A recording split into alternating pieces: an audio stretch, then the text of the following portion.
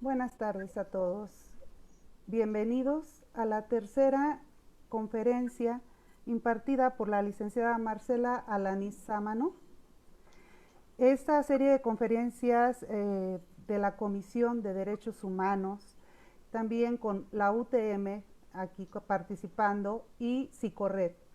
Estamos muy complacidos de que estén con nosotros y en esta ocasión su servidora, la maestra Elia Astorga, le va a estar presentando a la ponente con esta conferencia que nos está presentando el día de hoy de modalidades de violencia. Vamos un poquito a retomar las dos que ya han sido presentadas por la licenciada Marcela. El día 10 nos acompañó hablando precisamente de la violencia de género, en donde nos dio una introducción muy importante y un tema muy interesante y pertinente para toda la sociedad, no únicamente para las mujeres, como generalmente en ocasiones lo estamos nosotros comentando. Estos temas también estuvieron presentes el día 11 del mismo mes, tipificando la violencia. Y precisamente vamos a ver hoy modalidades de violencia, que no es lo mismo que tipos de violencia. Justamente platicando con la licenciada Alanis Sámano, precisaba que lo de modalidades de violencia se refiere más al ámbito en el que sucede. Así es que, pues sin más preámbulo, le damos la más cordial bienvenida y agradecerle a la licenciada nuevamente su presencia y esta interesante charla. Muchísimas gracias, licenciada. Pues nuevamente gracias a todas y todos los participantes. Efectivamente, continuamos con este tema tan importante porque, como bien lo dice usted, es un tema que nos atañe a todos, no solo a las mujeres. Estamos tratando con toda esta forma de atender la violencia en contra de las mujeres, de crear una sociedad más igualitaria, más equitativa. Ajá, y por lo tanto vamos a tener pues una sociedad más igualitaria, donde aquellas brechas de oportunidades entre los hombres y las mujeres se vayan acortando. Y esto, como ya lo he comentado en ocasiones anteriores, va a redundar en el desarrollo integral de la sociedad y del país, por supuesto. Y sí quiero hacer la aclaración. En alguna conferencia me decían, bueno, pues es que ustedes están tratando de empoderar a las mujeres para que ahora las mujeres seamos más que los hombres o cómo, ¿no? Le dije, no, o sea, lo único que se trata es efectivamente de lograr una sociedad más equitativa, que lleguemos a identificar y a comprender la necesidad de entender esa igualdad, que la mujer no estamos abajo del hombre en oportunidades, en poder accesar a las oportunidades que se nos han negado.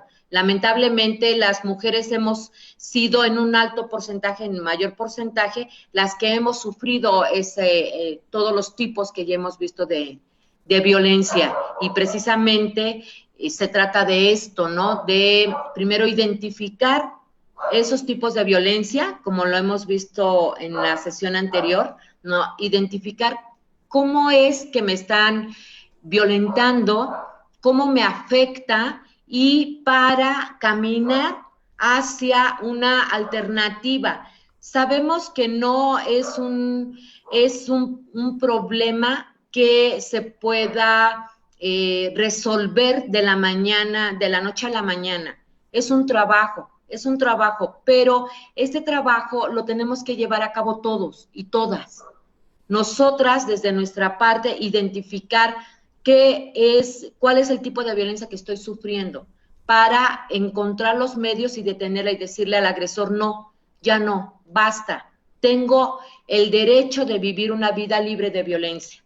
Ajá. Y los hombres, a su vez, afortunadamente, ahorita empieza a darse el estudio, el análisis, ver las formas de cómo tratar también la masculinidad tóxica, que es el machismo, que es toda esta situación de sometimiento, de control, ver por qué del otro lado, porque déjenme decirles, que también los agresores, los hombres, sufren al infligir la violencia hacia las mujeres, es decir, ellos tampoco se sienten satisfechos, también les duele, también hay un daño emocional. Entonces, ahí debemos de partir por eso en equipo, y por supuesto las instituciones y por supuesto las autoridades, para, en verdad, el fin último es lograr una sociedad equitativa. Es un trabajo arduo, lo sabemos. Sin embargo, en algún momento tenemos que empezar a actuar. Una vez que ya se ha empezado a visibilizar la violencia en contra de las mujeres, es momento de actuar. Y no quiere decir con esto que las violencias no se hayan dado antes. No quiere decir que antes las mujeres no éramos violentadas. Como lo vimos en nuestra primera sesión, lamentablemente las mujeres siempre hemos sido objeto de estas violencias. No quiere decir... Afortunadamente, ahorita con los medios de comunicación, con toda la información que vamos teniendo, nos vamos dando cuenta de que esa violencia de la que hemos sido objeto no es natural, ¿no? Y no tiene por qué ser, no es algo que debamos de permitir por nuestra propia salud. Entonces, como bien lo dice, licenciada, pues el día de hoy abordaremos el tema de las modalidades, que efectivamente, ya habiendo identificado cuáles son los tipos de violencia, la violencia física, cómo nos daña, la violencia psicológica, la violencia económica, la violencia patrimonial, que como les dije, al final resultan estar todas ligadas. No hay una persona que al sufrir violencia física se ponga feliz. No lo hay. También nos causa un daño emocional y nos pone tristes y nos duele y nos deprime y nos causa una violencia emocional que hay que tratar también, porque como lo vimos muchas veces es a tal grado la violencia psicológica que lleva a la mujer al suicidio. No hay una violencia que no cause daño. Entonces, ahí es la importancia de irlas identificando. Y ahora vamos a ver en los medios, en el ámbito en donde se da esa violencia. Sin embargo, si me permite, de los comentarios que escuchaba, me llamó la atención de un hombre, perdón, discúlpeme, no registré el nombre, pero el comentario, la pregunta que hacía es, ¿por qué si una vez que las mujeres identificamos, sabemos que estamos viviendo esa violencia, ¿por qué no simplemente nos separamos del agresor, no? Y yo les quiero comentar que no es una situación fácil. No es una situación porque hay algo que se llama el círculo de la violencia. Aunado a todos los factores que rodean la violencia en contra de la mujer. Pero una vez que yo ya identifico, pues ahora cómo salgo, ¿no? Y es que lamentablemente en este círculo de la violencia se da un estallido, se los explico muy rápido, se da un estallido de las agresiones, de la tensión en una pareja, y después hay una explosión que viene ligada con los golpes, con la agresión física, después el arrepentimiento del agresor, donde pues te pido perdón, te prometo que no va a volver a suceder, te prometo que voy a cambiar, y empiezan los regalos y empiezan nuevamente las atenciones, el tratar bien a la víctima, ¿sí? Ella, por múltiples factores, la víctima por múltiples factores que no vamos a juzgar, por supuesto, porque cada caso es diferente y cada mujer tiene sus propias circunstancias. Todo aquello que lo rodea, la soledad, la necesidad económica, la falta de redes de apoyo, el que no realice una actividad remunerada, etcétera, la lleva a perdonar de nuevo al agresor. Ajá. Y además con el pensamiento de que probablemente ahora sí ya vaya a cambiar. Ahora sí ya va a cambiar, ya me demostró que me quiere, ya no lo va a volver a hacer. Ajá, y entonces se repite la escena. Nuevamente empiezan los manotazos en la mesa como inicio de las fricciones o de las tensiones entre la pareja, y después en las amenazas, después nuevamente los insultos, después nuevamente las humillaciones, después nuevamente la agresión psicológica, hasta que llegamos al punto donde otra vez hay un estallamiento de esa tensión. Y eso es un círculo, se llama el círculo de la violencia. Por eso es bien difícil, porque además cuando logran identificarlo y ya quieren salir, se topan con que en el exterior quieren presentar una denuncia, quieren presentar una demanda y encuentran una violencia institucional, donde el Ministerio Público no atiende su demanda o hay una situación de disuasión que lo vamos a ver ahorita cuando veamos la modalidad institucional de la violencia institucional, o al presentar, por ejemplo, una demanda de guardia, custodia y alimentos, pues no encuentra el apoyo, el respaldo, no hay perspectiva de género en los juzgadores y ella no encuentra el apoyo necesario para salir de esa situación. Por eso se da esa continuidad, por eso permanecemos ahí. Espero haber respondido adecuadamente a la pregunta. Y bueno, sin más preámbulo, si tiene a bien, licenciada, me permitiré compartir con ustedes la presentación del día de hoy y poco a poco vamos a ir conociendo cuáles son las modalidades, recordando siempre que el objetivo final es lograr una sociedad equitativa, una igualdad entre hombres y mujeres y sobre todo también que repercuta para que nuestras hijas y nuestros hijos crezcan en un ambiente sano, que al final pues sería lo que buscamos, lo que estaríamos tratando de buscar. Pues nuevamente muchas gracias, bienvenidos en nombre de la Comisión Nacional de los Derechos Humanos, es un gusto estar con ustedes y me voy a permitir compartirles la presentación. Adelante, licenciada. Muchas gracias. Y no, pues agradecerle esta respuesta que quedó pendiente de la anterior ponencia y que me parecía muy importante. Creo que usted nos dio la información que es necesaria porque este tipo de situaciones, mujeres violentadas, no es fácil que enfrenten y que salgan de ese ciclo de violencia. Sí, no es fácil. No es fácil. Tenemos que... Sí, así es, tenemos que trabajar muy arduamente. Bueno, pues iniciamos. Vamos a abordar el tema de las modalidades de la violencia. Como ven, tenemos un marco legal. También así, al igual que lo señalamos, lo vimos cuando estuvimos abordando el tema de los tipos de violencia, también enmarcados tanto en la ley general, que es de aplicación nacional, y en la ley de ustedes, la ley por una vida libre de violencia para las mujeres en el estado de Michoacán, también contempla cuáles son las modalidades en aquellos ámbitos en donde somos violentadas. Este es nuestro contenido. El día de hoy vamos a ver la violencia familiar, la violencia laboral y docente, la violencia comunitaria, la institucional, la política. Esto en la Ley General de Acceso.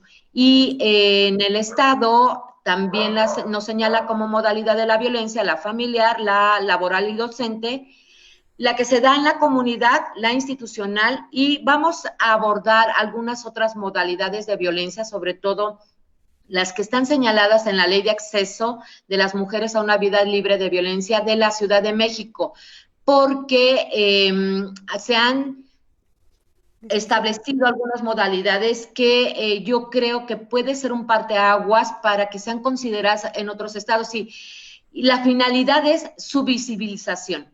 Mientras no haya claridad sobre la violencia y cómo la estamos sufriendo, es muy difícil abordarla en su solución. Por eso me parece importante tocarla. Un segundito, perdone usted. Las diapositivas está proyectando. Así es. Porque en este momento solamente tenemos el logo de la Comisión de Derechos Humanos. Entonces, a ver. ¿Está pasando algo con las diapositivas? Voy a ver qué es lo que sucede. Deme un segundo. Claro. Vamos a ver.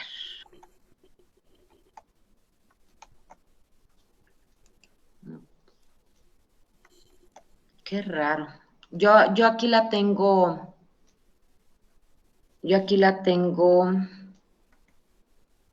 A ver. ¿Siguen sin verla? Sí, A ver. está nada más el logo. Vamos. Perdone, es que no sé qué está pasando. Estoy tratando de resolverlo aquí. A ver, vamos a ver. Sí, licenciada. Es que no, si no me...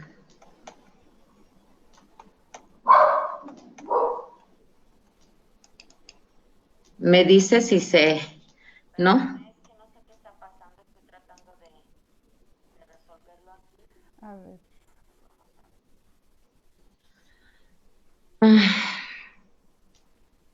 Sí. Es que desde mi equipo parece ser que efectivamente sí se está transmitiendo.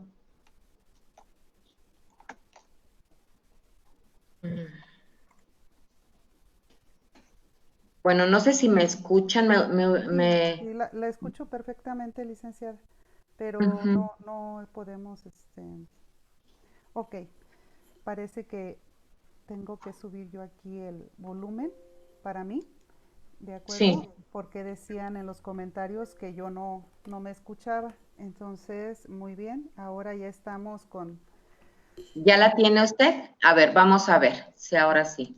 ajá, perfecto, a ver. ¿Sí? ¿Me dice, por favor? Ya estamos ahí con la Ya diapositiva. está. Vamos a iniciar con la violencia de género. Exacto, muchas gracias. Una disculpa. La tecnología de repente se pelea con medio mundo y más conmigo. Entonces, una disculpa. Como les comentaba, bueno, vamos a estar viendo las modalidades de la violencia y tenemos la Ley General de Acceso de las Mujeres a una Vida Libre de Violencia, que como les comentaba, es la ley que se aplica en todo el territorio nacional. Por eso es de suma importancia, porque en algunas legislaciones, aunque no esté contemplada un tipo o alguna modalidad, no por eso debemos dejar de atenderla. Y tenemos que en esta ley, en el artículo 7, nos señala que la violencia familiar es el acto abusivo de poder u omisión intencional dirigido a dominar, someter, controlar o agredir de manera física, verbal, psicológica, patrimonial, económica y sexual a las mujeres dentro o fuera del domicilio familiar, cuyo agresor tenga o haya tenido relación de parentesco por consanguinidad o afinidad, de matrimonio, concubinato o mantengan o hayan mantenido una relación de hecho. ¿Qué nos dice la ley general? Primero, obviamente, nos señala que en el ámbito familiar, cualquier tipo de violencia que se genere en nuestra contra, es decir, de las violencias que ya vimos en la sesión anterior, que es la que se refiere a la física, verbal, que nosotros la encuadramos en la psicológica, la patrimonial, la económica y la sexual. Esos son los tipos de violencia. Ahora, nos está señalando que se puede dar dentro o fuera del domicilio familiar. Esto quiere decir, la violencia familiar no es aquella que solamente se da en mi casa, en el interior, es decir, en donde yo habito con el agresor. El hecho de que sea generado por un agresor que haya sido mi esposo o haya sido mi concubino, aunque ya no lo sea, si él sigue generando violencia en mi contra, sigue considerándose violencia familiar. Porque en algunas ocasiones hay una separación, hay un divorcio, o simplemente las parejas que no contrajeron matrimonio civil, se establece una relación de concubinato y hay una separación. Y de repente resulta que el agresor continúa con sus agresiones, a veces inclusive regresa al domicilio solamente para agredir a la víctima, cuando ya no tiene ninguna relación en ese momento, ya esa relación terminó hace algún tiempo, sigue siendo violencia familiar, mientras se cumpla con el requisito o con lo que señala la ley, que tenga o haya tenido relación de parentesco por consanguinidad o por afinidad. Recordemos que el parentesco por consanguinidad es aquel que nos une directamente con papá, con mamá, con mi hijo, con mi hija, con mis hermanos, ¿sí? Somos familia de sangre, por decirlo de una manera más coloquial, más común. Mientras que la afinidad se adquiere cuando nosotros establecemos una relación, por ejemplo, de matrimonio o, por ejemplo, de concubinato, y nos relacionamos pues con mi cuñada o con el papá o la mamá de mi esposo, de mi concubino. Esa viene siendo la relación por afinidad, ¿de acuerdo? Y vamos a ver que también la ley por una vida libre de violencia para las mujeres en el estado de Michoacán nos señala prácticamente lo mismo. Es todo acto de poder u omisión intencional. Recordemos que aquí el punto de énfasis es en la intención de causar un daño, la intención de causar una lesión, una molestia. Pero también, como ustedes verán, se refiere también al parentesco por consanguinidad y que tengan o hayan tenido relación por matrimonio o concubinato. En términos generales podemos ver que prácticamente es la misma definición. Les voy a presentar a continuación un video que creo que es muy explicativo sobre lo que es la violencia familiar. ¿Qué es la violencia familiar y cómo contrarrestarla? Los seres humanos nacemos libres e iguales en dignidad y en derecho. Este principio ha sido aceptado por los estados en la Declaración Universal de los Derechos Humanos. Por tanto, aunque los seres humanos tenemos diferencias, ninguno de nosotros es inferior. ¿Qué es la igualdad en la familia? La familia es el núcleo de la sociedad y por ello resulta importante el estudio de la violencia. Es el lugar donde el hombre conoce los valores humanos, sociales, morales y culturales, e incluso los religiosos, y con base en ellos aprende a relacionarse socialmente. Es obligación de todos los integrantes de una familia tratarse con respeto. Las personas que son parte de la familia son distintas entre sí. Sin embargo, estas diferencias no implican que algunos sean superiores o inferiores, pues todas las personas son iguales en dignidad y tienen los mismos derechos humanos. ¿Cómo reconocemos la violencia familiar? En el artículo 345 bis del Código Penal Federal nos mencionan los tipos de violencia que pueden ejercerse en la familia, ya sean agresiones físicas, psicológicas, patrimonial o económica. Basado en los resultados de la última encuesta nacional sobre la dinámica de las relaciones en los hogares, elaborada por el Instituto Nacional de Estadística y Geografía, encontramos los siguientes datos. Más de 2/5 partes de los hombres casados o unidos con mujeres han ejercido algún tipo de violencia contra sus parejas a lo largo de su relación. De acuerdo con el estudio, la violencia de pareja no distingue edad o nivel socioeconómico de las personas. ¿Qué consecuencias tiene la violencia familiar? Llegan a causar crisis, enfermedades, depresión, discapacidad e incluso la muerte. Afecta su autoestima, desarrollo intelectual. En los niños, niñas y adolescentes pueden volverse agresivos, rebeldes, disminución de su rendimiento escolar y conductas dañinas e ilícitas.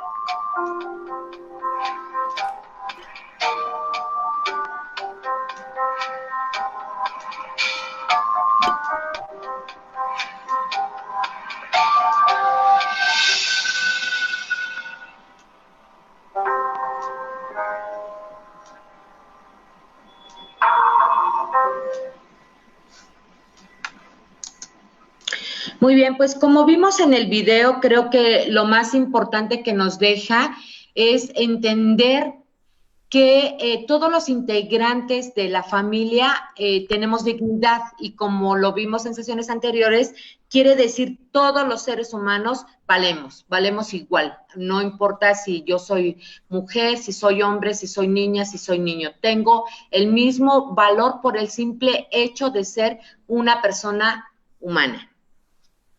Ok, vamos a ver ahora lo relativo a la violencia laboral y docente, y también en el marco de la Ley General de Acceso de las Mujeres a una Vida Libre de Violencia. Y nos señala en su artículo 10 que la violencia laboral y docente se ejerce por las personas que tienen un vínculo laboral, docente o análogo con la víctima, independientemente de la relación jerárquica, consistente en un acto o una omisión en abuso de poder que daña la autoestima, la salud, la integridad, la libertad y seguridad de la víctima e impide su desarrollo y atenta contra la igualdad.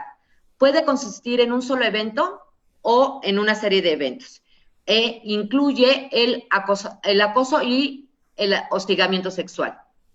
Y vemos ya muy específicamente que la violencia laboral es la negativa ilegal a contratar a la víctima o a respetar su permanencia o condiciones generales de trabajo, la descalificación del trabajo realizado, las amenazas, las intimidaciones, las humillaciones, la explotación, el impedimento a las mujeres de llevar a cabo el periodo de lactancia previsto en la ley y todo tipo de discriminación por condición de género.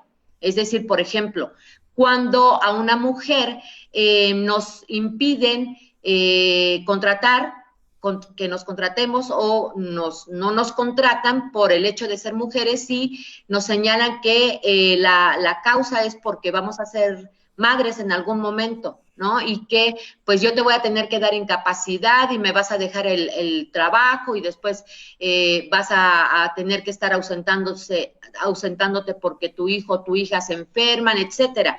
O simplemente tú como estás embarazada, pues no puedes hacer el trabajo que ya hacías, rindes menos, no te presentas igual, te cansas, te ausentas por las consultas médicas, etcétera. O simplemente fuera de este contexto de mujer embarazada o de mujer en lactancia, por el hecho de que nos dicen que las mujeres no rendimos y no sabemos hacer de la misma forma el trabajo. Esa es una discriminación y es una violencia que si se da en el ámbito de cualquier empresa, donde haya una relación contractual, una relación laboral, como lo dice la Ley Federal del Trabajo, se constituye, se determina como una violencia laboral.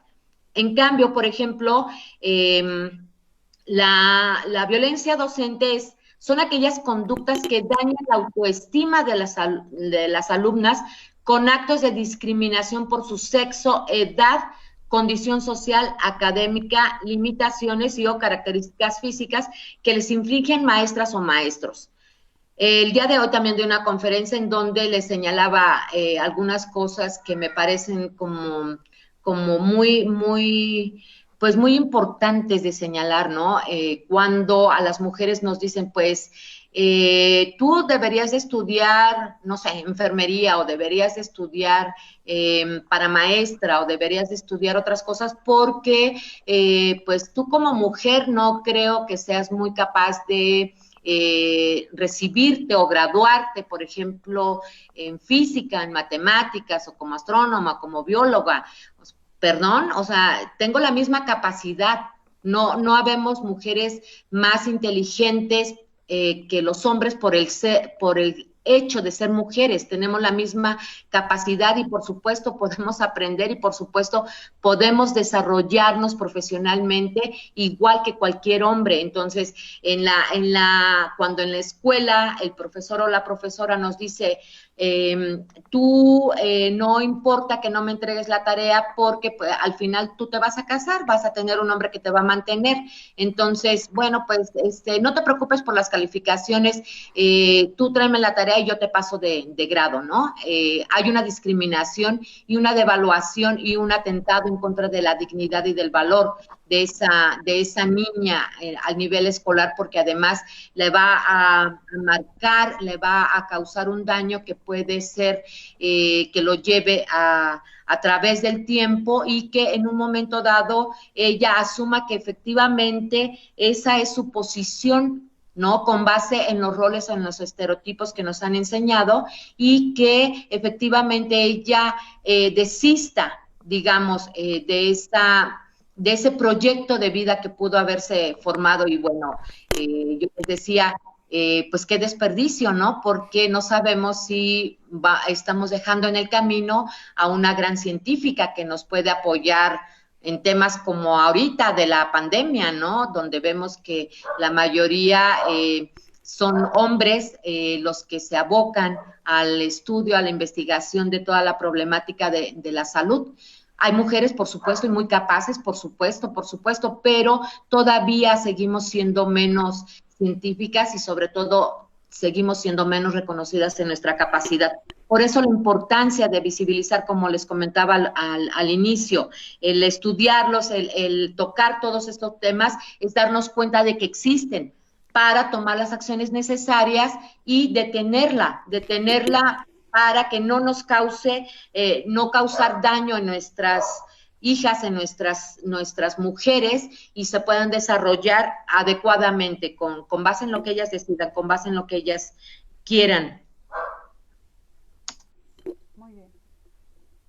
Y de la misma forma, la ley por una vida libre de violencia para las mujeres en el estado de Michoacán nos señala la misma situación, más o menos es el mismo, digamos, la misma narrativa, también en la violencia laboral y docente, donde nos dice, por ejemplo, que como violencia laboral es la negativa a contratar, respetar su permanencia o condiciones generales de trabajo por la exigencia de pruebas de gravidez.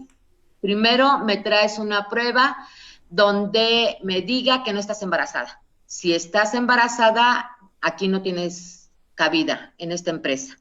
Imposición de requisitos sexistas en la forma de vestir.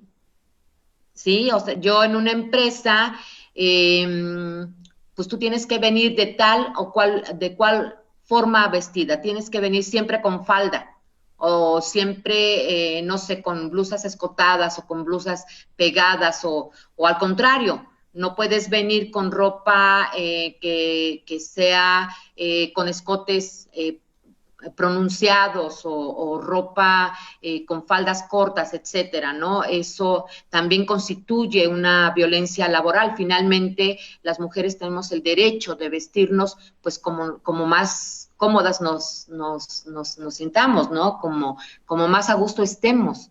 No debe de ser un requisito. Yo les mencionaba muy rápido, una cosa es que precisamente dentro de la empresa nos digan, ¿sabes qué? La empresa necesita tener una imagen, por ejemplo, ¿por qué tenemos contacto con clientes que son muy exigentes o necesitamos dar la imagen de que somos una empresa responsable, etcétera? Y bueno, necesito que tú vengas todos los días a lo mejor de traje sastre, ¿no? Si yo estoy consensuando, si yo estoy conviniendo, si yo estoy de acuerdo en aceptar esas condiciones que me establece la empresa, esa es otra situación, ¿sí? Porque entiendo que precisamente la empresa tiene esos requerimientos. Lo que no se vale es que una vez que a mí me contrataron, después quieran exigirme una forma diferente de vestirme o haya unas críticas y no digamos, en un orden jerárquico o como principio o como regla de la empresa, sino de un compañero o de una compañera o de mi jefe inmediato o del director o del conserje. Absolutamente nadie tiene por qué faltarme al respeto o criticarme o juzgar mi forma de vestirme en ese punto bien específico. Y también nos señala que la violencia docente son aquellas conductas que causan daño en las alumnas derivados por la discriminación de género, edad, condición social, condición étnica, por algunas limitaciones o características físicas determinadas que les infligen maestros o maestras. Eso lo vemos todos los días.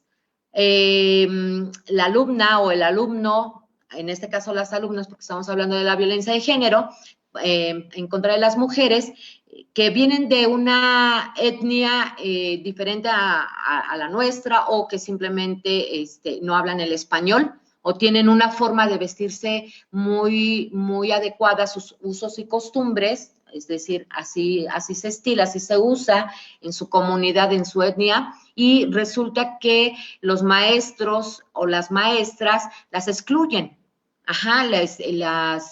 las humillan en muchas ocasiones, no les prestan atención, no responden sus dudas, etcétera, ¿no? Y pues esa obviamente es una violencia docente que tiene que detenerse, que no tiene razón de ser, no hay una justificación alguna para estas conductas.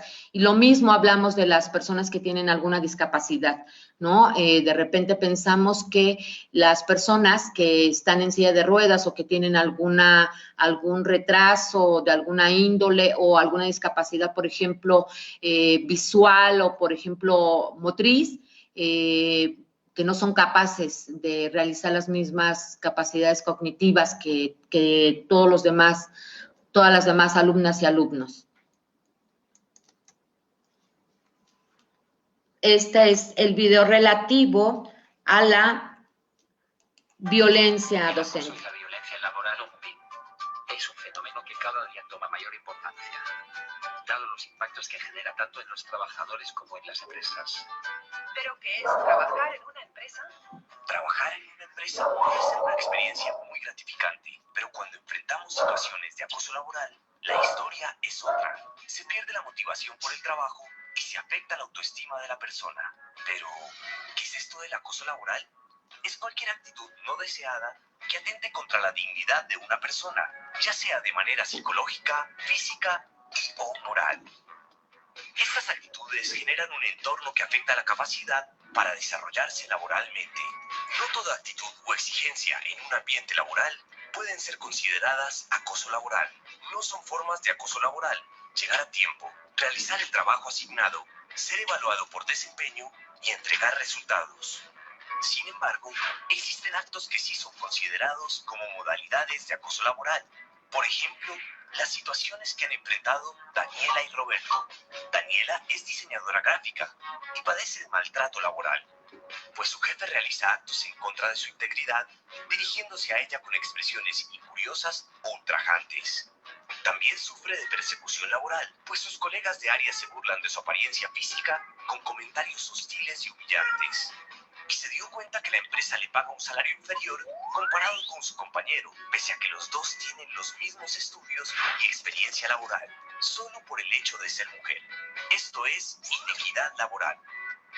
Roberto, supervisor de proyectos de construcción, sufre de entorpecimiento laboral, pues sus compañeros le esconden los planos. Esto le ha producido retrasos en las entregas y llamados de atención de sus jefes. La Asamblea Ecuatoriana. Bueno, como vemos, era simplemente para ejemplificar, aunque, pues como sabemos también, la violación de los derechos humanos no solo se da en nuestro país, es a nivel mundial, lamentablemente. Aquí tenemos otro ejemplo. Ay, perdón. Vamos a ver el segundo. El compañero de trabajo de María es un hombre poderoso en la comunidad.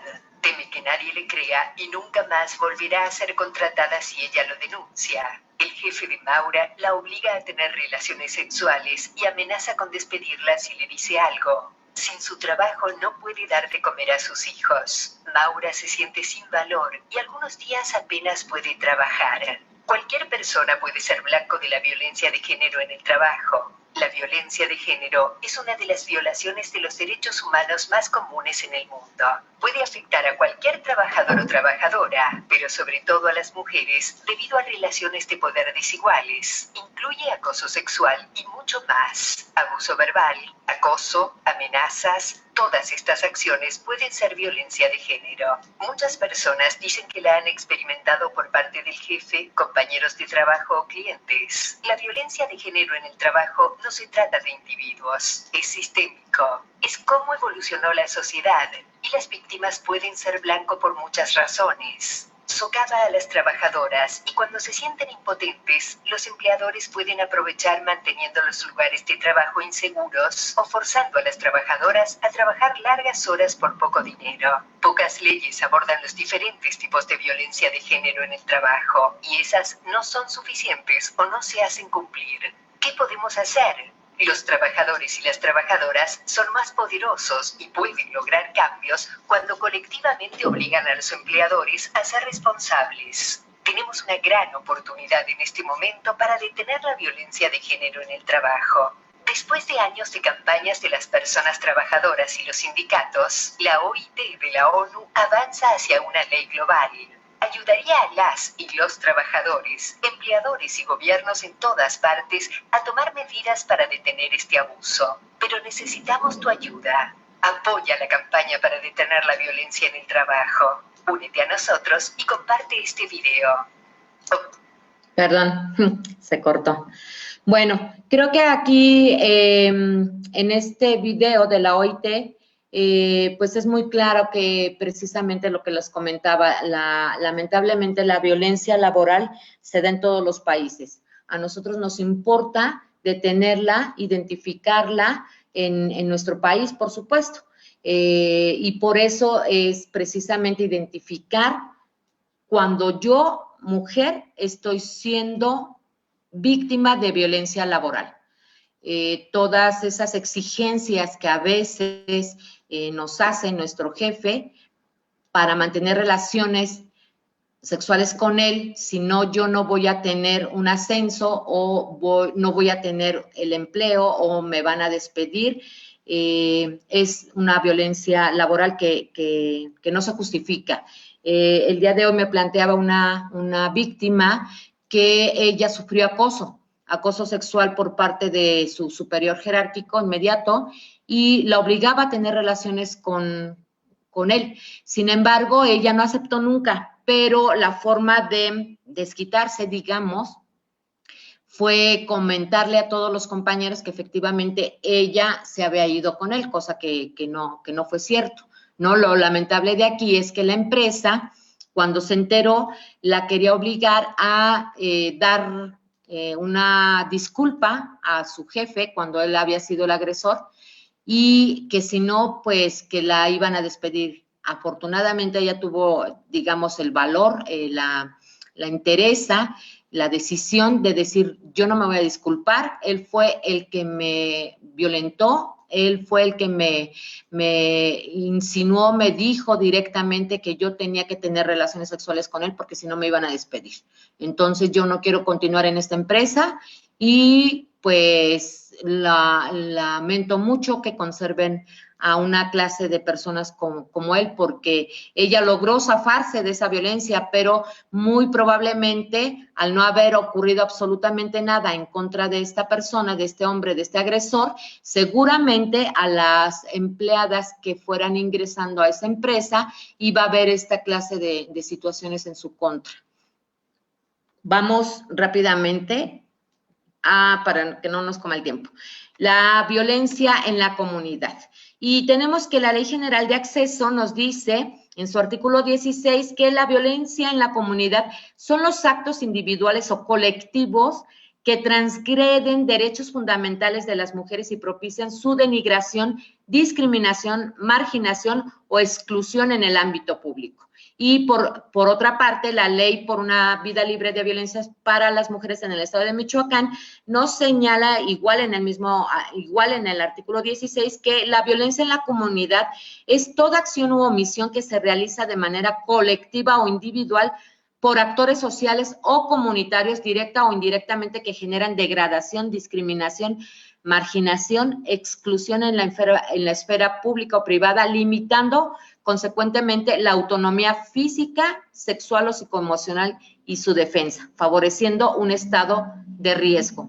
Estamos en una situación de vulnerabilidad, nos ponen en una situación de vulnerabilidad cuando somos agredidas en la colonia, cuando somos agredidas en el transporte público, cuando somos agredidas en cualquier espacio público donde somos víctimas de, por ejemplo, de insultos en la calle, de palabras altisonantes que a veces creen los agresores que son piropos cuando en realidad nos lastiman, en realidad nos hacen sentir humilladas. Todas esas situaciones nos dejan en estado de vulnerabilidad y a eso se refiere precisamente la violencia en la comunidad, y voy a permitirme presentarles un video donde creo que es más explícito para que lo identifiquemos. Con permiso, voy. Este es un ejemplo de violencia contra las mujeres en el ámbito de la comunidad. ¡Quítese pelón, mañoso! Es que está muy apretado aquí. No se haga el inocente. Está abusando. Ay, no te hagas. Si les encanta.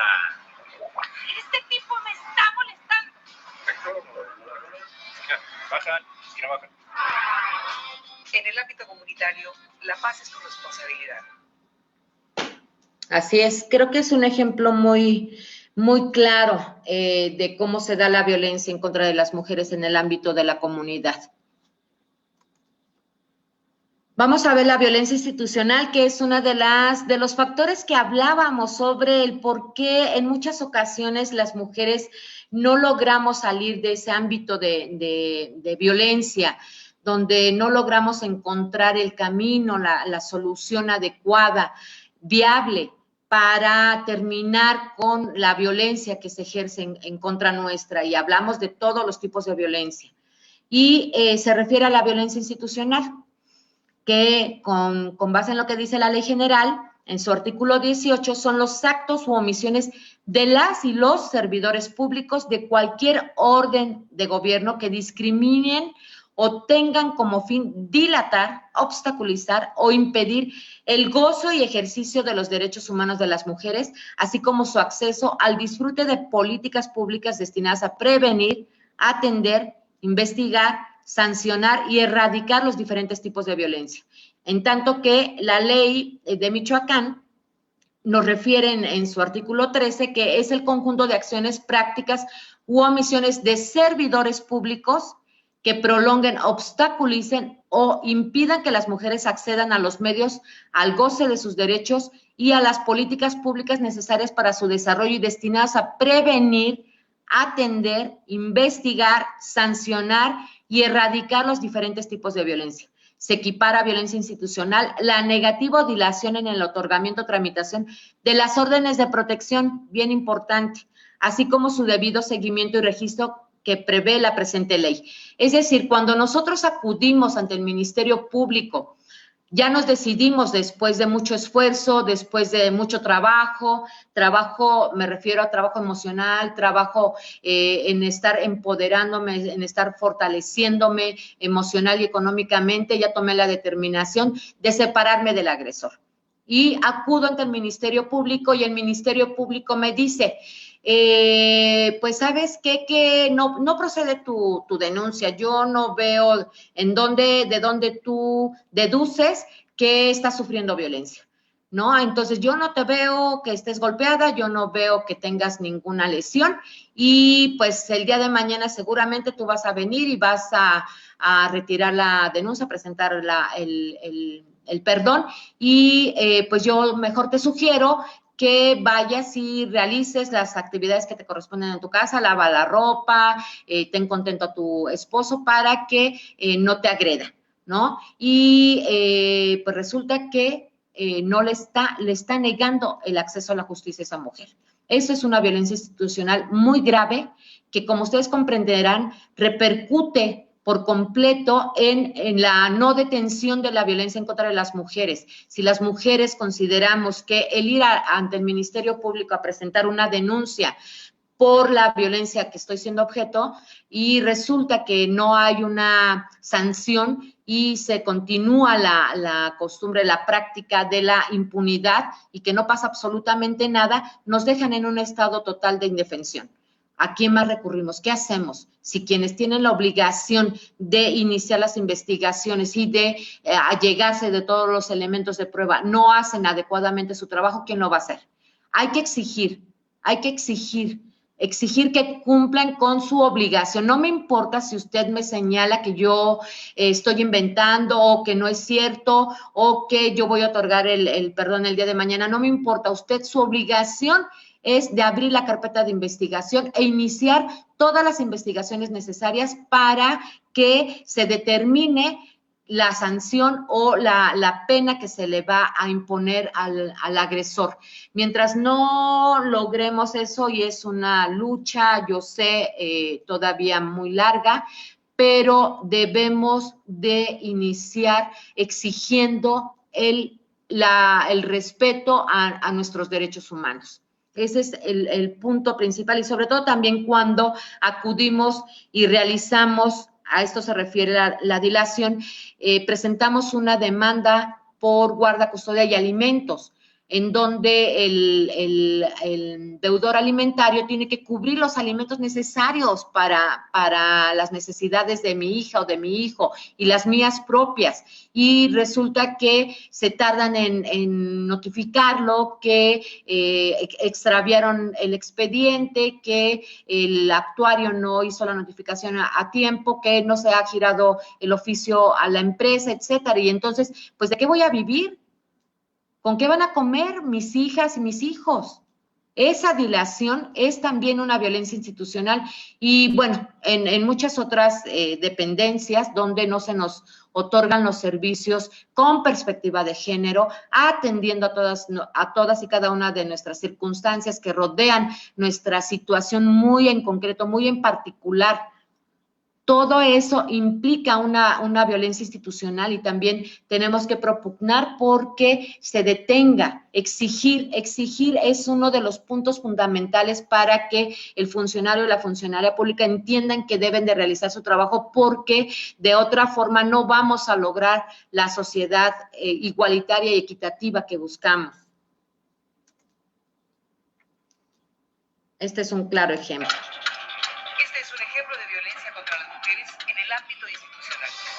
Vengo a presentar una denuncia por agresiones. Mírala, ahí andan provocando a los hombres. Luego vienen y se quejan. Oiga, es a mí a la que lastimaron. Primero lo hace enojar, luego viene y se hace la víctima. No me juzgue, su deber es atender mi denuncia. En las instituciones públicas y privadas, tu actitud de servicio es indispensable. Promover la paz es tu obligación. Creo que sea esto. Okay. La violencia política.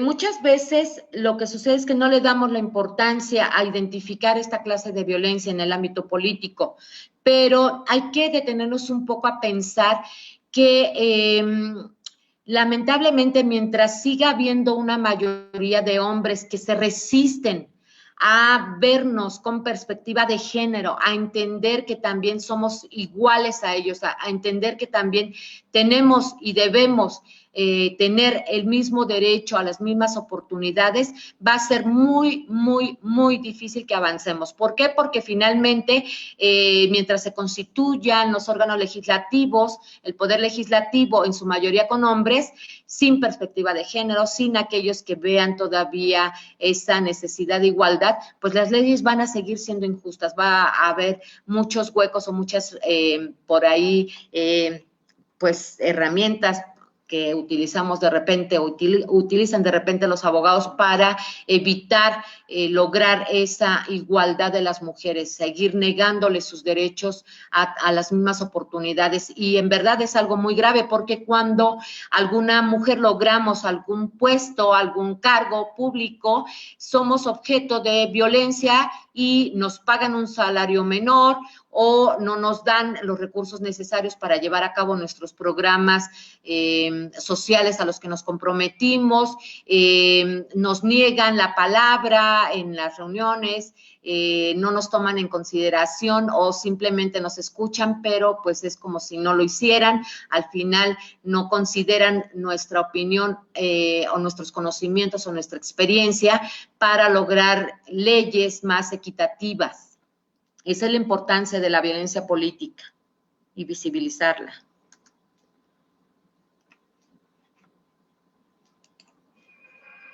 Si participas o quieres participar en política y te han dicho algo parecido a esto, La política es cosa de hombres. Te postulas, renuncias y nos dejas el cargo. Aquí ninguna vieja nos manda. Es que el candidato es más importante.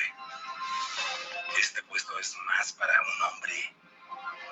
Tú no andes de revoltosa y argüendera y en el partido te va a ir bien.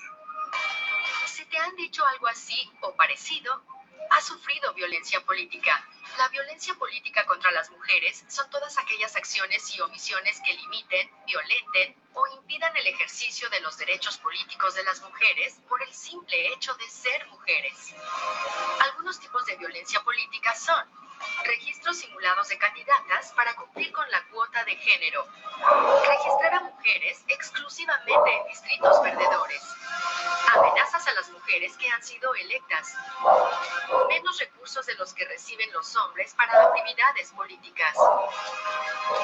Es muy difícil identificar este tipo de violencia, porque en México no existe un conocimiento de lo que es y ni siquiera existe un marco jurídico que nos proteja frente a esta.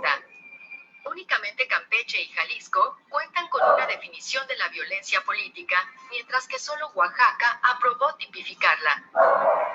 Si sufres violencia política, no lo veas como algo normal. No es una cuestión de aguantar. Infórmate, comparte, denuncia.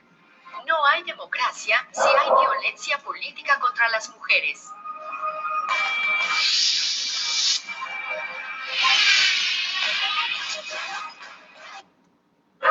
Bueno, pues creo que fue muy claro el video y en aras del tiempo vamos a continuar.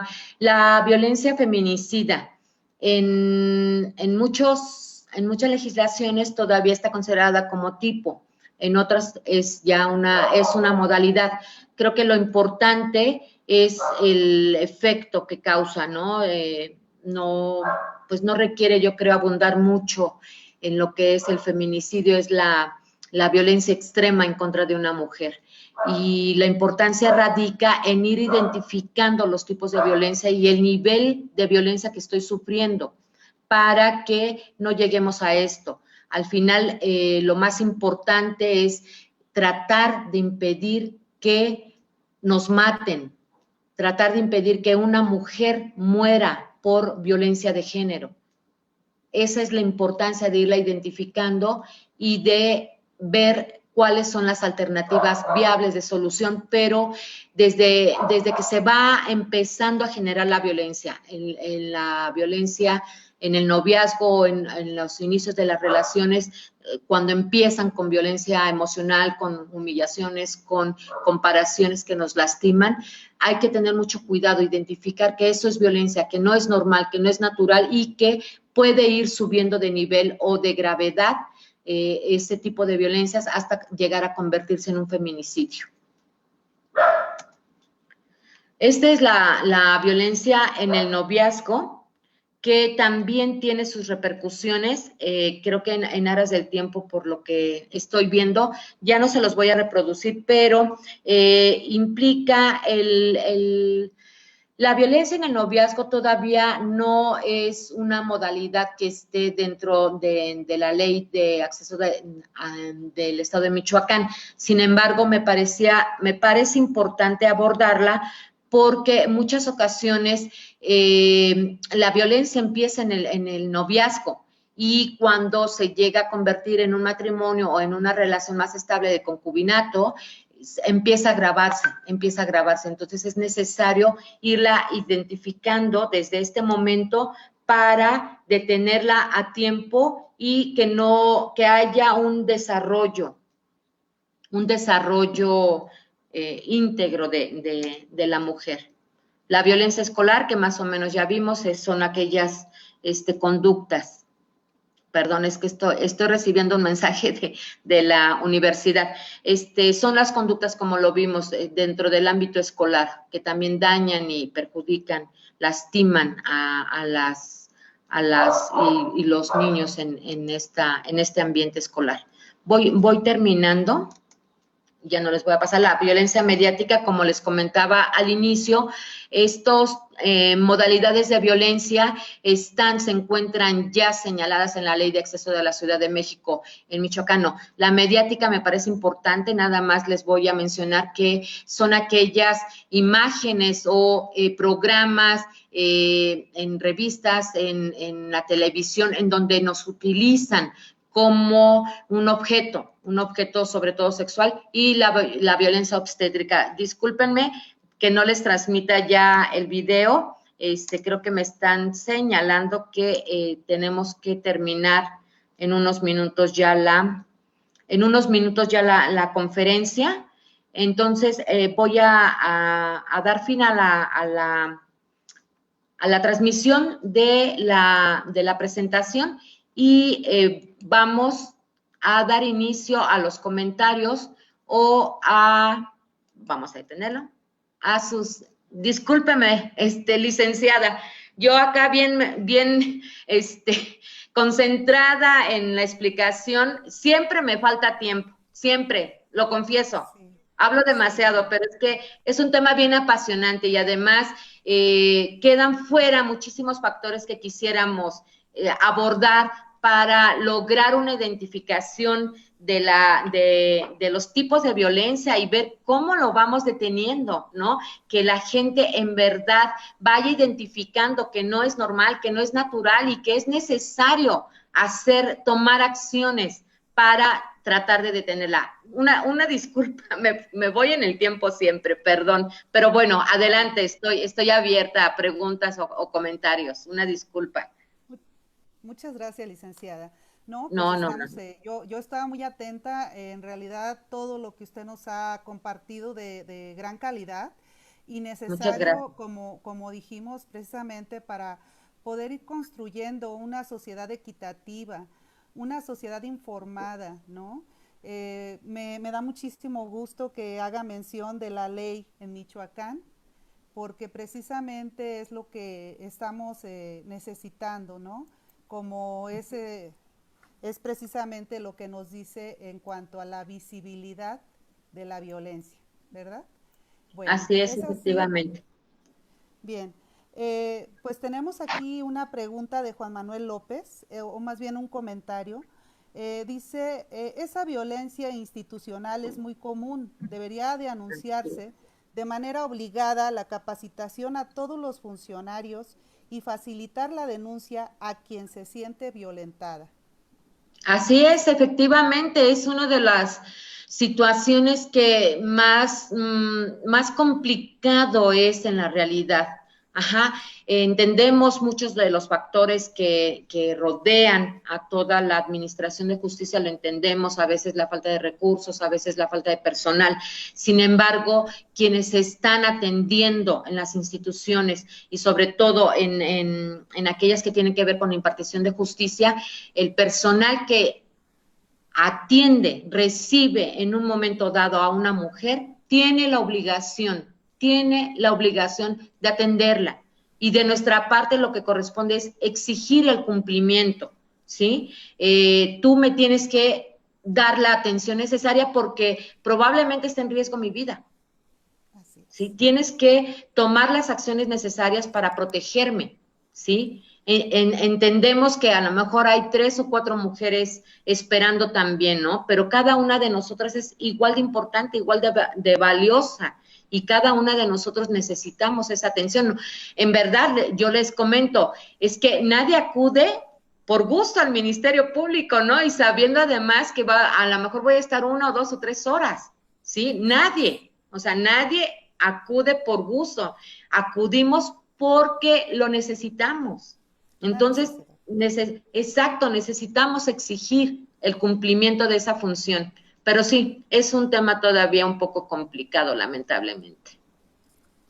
Pero con estas charlas, con estas ponencias, estamos nosotros llegando a varias personas a través de las redes sociales. Es importante unir toda esta información, unir también esfuerzos UTM, Sicorred y Comisión de Derechos Humanos, porque precisamente en ocasiones las mujeres o las personas que han sufrido algún tipo de violencia, pues no saben a quién acudir. Creo que nos mencionó usted precisamente que el punto fundamental al hablar de modalidades de violencia es un punto fundamental como ciudadanos, exigir el respeto a nuestros derechos humanos. Precisamente de eso es lo que estamos nosotros ahorita promoviendo y fomentando a través de estas charlas. Me parece muy importante, hay por aquí también un comentario acerca de la necesidad de visibilizar la violencia en el ámbito en el que nos encontremos. En el familiar, ¿hasta dónde es violencia? ¿Qué tipo de violencia, verdad? Nos mencionaba usted un ejemplo que pues lamentablemente es muy común en laboral. Algunas mujeres han sufrido acoso de parte de sus jefes inmediatos y por lo tanto en ocasiones les llaman de alguna manera a la difamación y a la falta de oportunidades, licenciada. Es cierto, es una lucha para que todos estemos en una sociedad igualitaria. En realidad la mujer no es superior al hombre, todos somos personas con un valor y necesitamos entenderlo, comprenderlo y sobre todo, como bien nos comentaba usted, pues ir fomentando y ir haciendo el cambio, ser agentes de cambio en nuestro entorno. Así es. Bien, pues mi reconocimiento, licenciada. Muchísimas gracias. Y agradecerle que nos esté compartiendo esta información tan valiosa. Invitar también a quienes nos están escuchando, a quienes nos están viendo. Mañana a las 5 de la tarde tenemos otra charla con la que finalizamos este ciclo con la licenciada Marcela Alanís Sámano. Con todo gusto. Muchas gracias. Mañana abordará acciones legales y marco legal. Ajá, exacto. Trataré de hacer una breve reseña, muy breve, por no extenderme en el tiempo, sobre el ámbito internacional para que comprendamos, lleguemos a sensibilizarnos sobre el hecho de que los derechos humanos se tienen que respetar y son válidos en cualquier parte del mundo, son universales. Tenemos principios que rigen los derechos humanos, que nos atañen directamente por el simple hecho de ser una persona, de ser un ser humano. Ajá, y de manera muy general, ustedes mejor que una servidora conoce algunas instituciones. Sin embargo, en esta tarea de investigación nos hemos comprometido a señalar algunas instituciones de apoyo, sobre todo a las mujeres que son víctimas de violencia. Eso no quiere decir que no haya algunas otras que probablemente se nos vayan por ahí de las manos, pero lo importante es saber que tenemos acciones legales para detener la violencia y que finalmente sí, efectivamente, hay instituciones donde nos pueden apoyar, donde a veces no tengo dinero para ir simplemente a presentar una denuncia o para el transporte, ¿no? Bueno, hay servicios gratuitos, ¿no? Yo no tengo para pagar un abogado. Bueno, hay servicios gratuitos que precisamente te van a apoyar a presentar una denuncia o una demanda del orden familiar, ¿no? Para que resulte una alternativa viable. Todo partiendo de las necesidades y de lo que quiera la víctima. No podemos soslayar ese punto, ¿sí? A nadie, absolutamente a nadie, se le puede obligar a realizar alguna acción si no está completamente convencida de que eso es lo que quiere. Partamos del principio del respeto. Muy bien. Pero Muy bien, sí, mañana estaremos. Pues mañana la esperamos, licenciada, con este tema que me parece muy apasionante, necesario, Sí, y le agradecemos también a todos los que estuvieron en esta transmisión, a nombre de UTM, Psicorred y Comisión de Derechos Humanos. Buenas tardes. Muchísimas gracias a todas y todos por su asistencia y con todo gusto. Nos vemos mañana. Muchas gracias. Con mucho gusto.